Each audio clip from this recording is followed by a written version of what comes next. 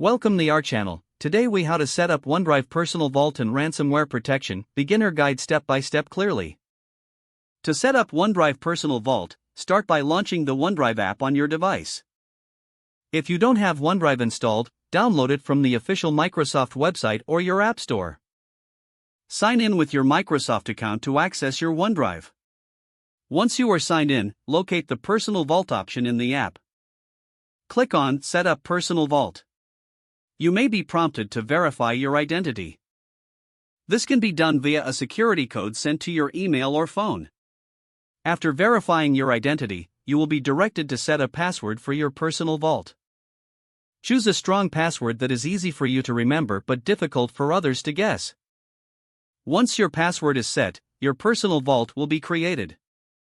You can now start moving files into your personal vault by dragging and dropping or using the upload feature. Next, let's enable ransomware protection for your OneDrive.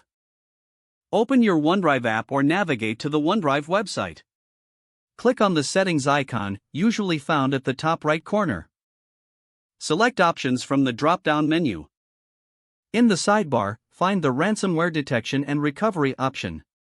Toggle the ransomware detection feature to on. This feature will notify you if suspicious activity is detected in your files. Follow the prompts to set up email notifications, if prompted.